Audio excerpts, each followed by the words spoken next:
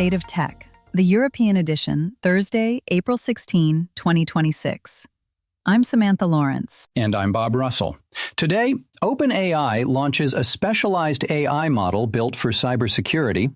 ASML raises its sales forecast on surging AI demand. 1 in 4 Americans now ask AI for health advice. Volcengine pushes the concept of an AI knowledge brain for enterprise. Microsoft hardens Windows against phishing attacks through remote desktop. And Samsung shows off AI-powered TVs in Frankfurt that want to become your living room companion. Let's start with cybersecurity. So OpenAI has just unveiled something called GPT-5.4 Cyber.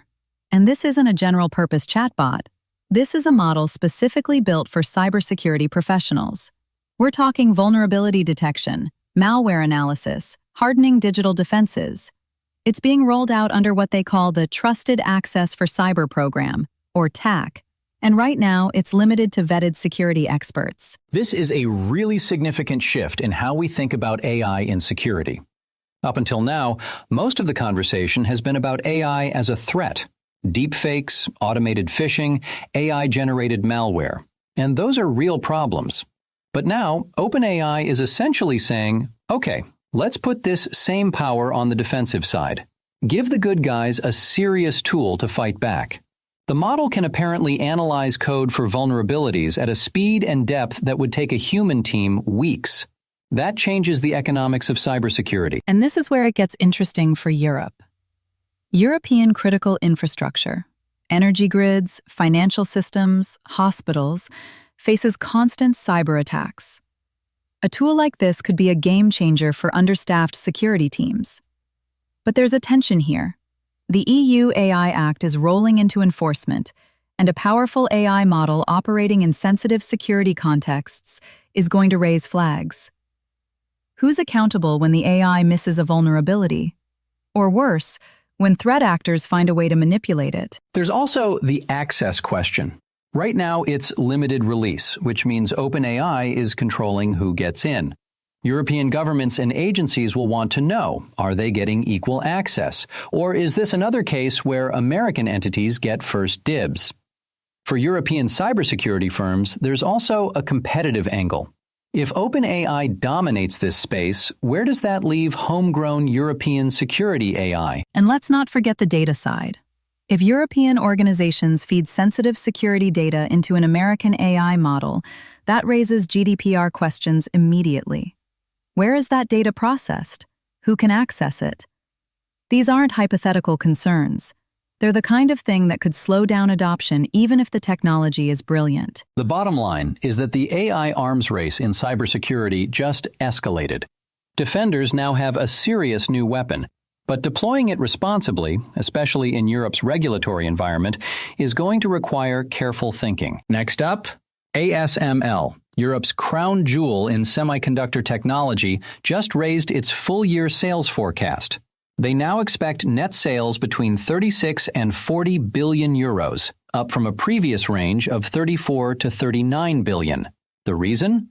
AI demand that just keeps accelerating. This is one of those stories that really shows you how deep the AI boom goes. ASML doesn't make chips. They make the machines that make the chips. Without ASML's extreme ultraviolet lithography systems, you simply cannot produce the most advanced semiconductors, period. So when ASML raises its forecast, it's telling you something fundamental about where the entire industry is heading. And these numbers are not trivial. We're talking about potentially 40 billion euros in revenue for a single company that most consumers have never heard of. Every major chip maker, TSMC, Samsung, Intel, depends on ASML's equipment. So this forecast revision is essentially a vote of confidence that AI infrastructure spending will remain intense through the rest of 2026. For Europe, this is a huge deal. We often hear criticism that Europe missed the boat on tech. No European Google, no European Apple. But ASML is proof that Europe sits at an absolutely critical choke point in the global tech supply chain. Without Veldhoven in the Netherlands, the AI revolution stalls. There's a geopolitical dimension too. ASML is already subject to export restrictions to China, and as AI becomes more strategically important, the pressure on ASML and on the Dutch and EU governments is only going to increase. Being indispensable is powerful, but it also paints a target on your back. Still, for European investors and policymakers, this is encouraging. It shows that Europe can compete at the highest level of technology when it plays to its strengths. Quick interruption. If you listen to the State of Tech regularly, hit that like button and subscribe. That way you'll never miss an episode. Okay, moving on. Here's a number that stopped me in my tracks. Over 66 million American adults, that's 1 in 4, are now using AI tools for health information. Physical health, mental health, you name it. This comes from new research by the West Health Gallup Center. And what's interesting is how people are using it. More than half of those 66 million say they use AI to supplement their doctor visits, not replace them. They'll go to a chatbot before an appointment to understand symptoms, or after an appointment to make sense of what the doctor told them. It's almost like a health translator. Some of the motivations are pretty telling, though. Quick answers and curiosity are top reasons, sure. But a meaningful number of people said they turned to AI because of cost or access barriers. They can't afford a doctor visit, or they can't get an appointment fast enough.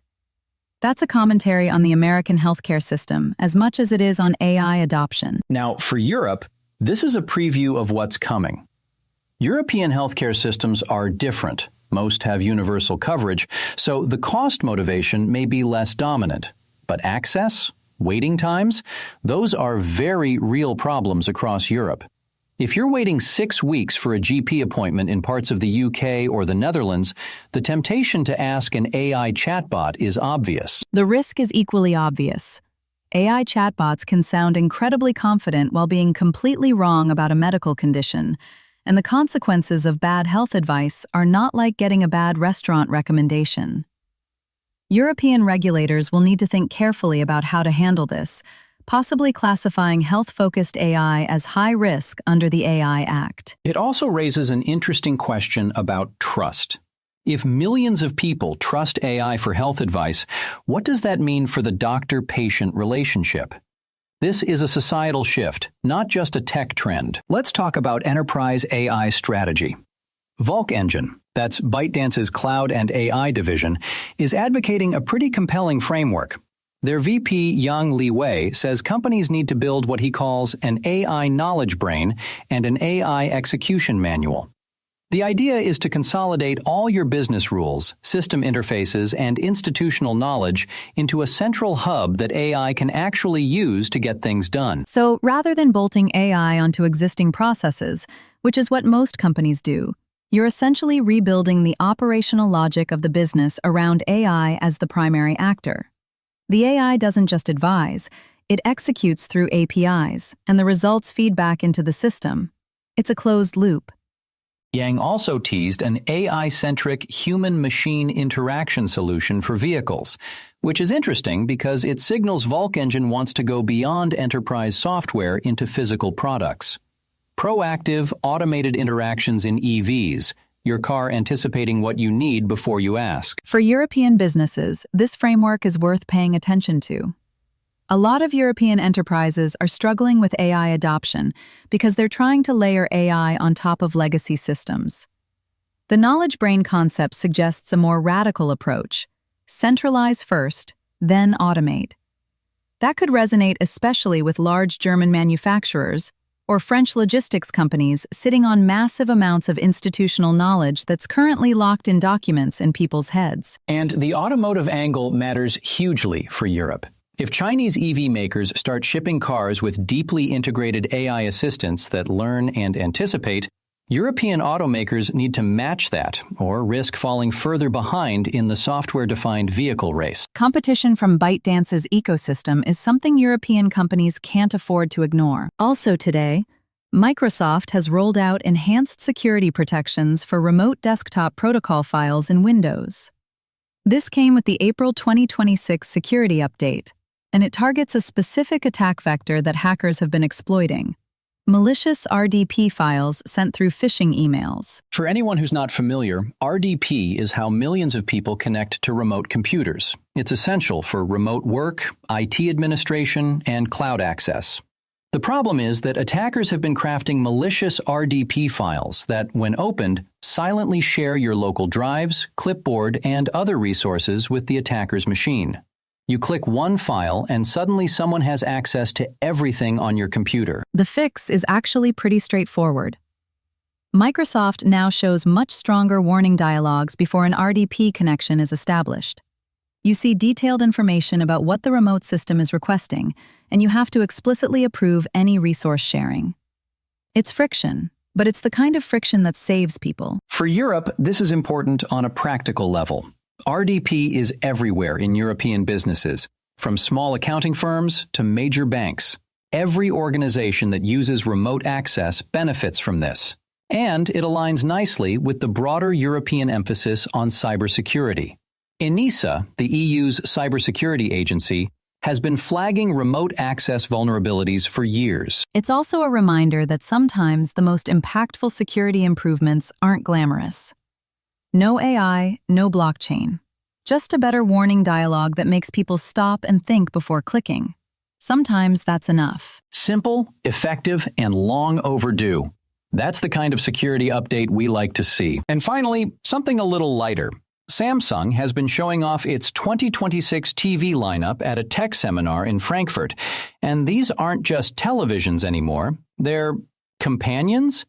Samsung is calling the new platform Vision AI Companion, or VAC, and it basically turns your TV into an AI assistant that watches along with you. Okay, I have to admit this is both cool and slightly unsettling.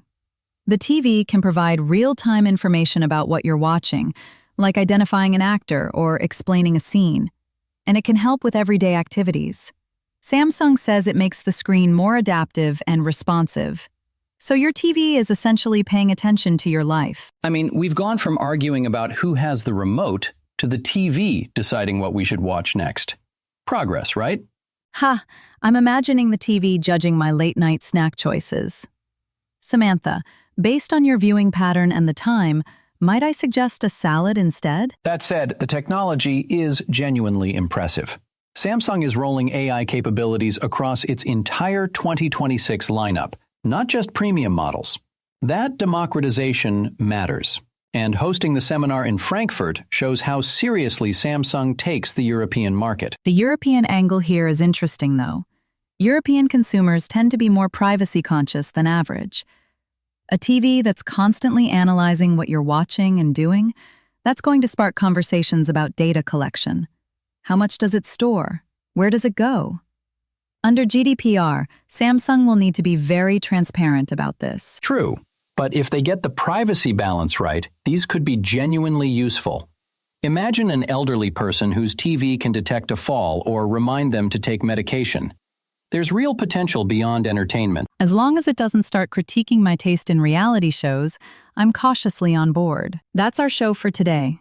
We covered OpenAI's new cybersecurity AI model, ASML's raised forecast on AI demand, Americans turning to chatbots for health advice, Volcengine's AI knowledge brain framework, Microsoft's RDP security upgrade, and Samsung's AI companion TVs debuting in Frankfurt. Want to know more or react? Visit stateoftech.eu or email us at info@doorzetters.net. State of Tech, the tech world in 15 minutes.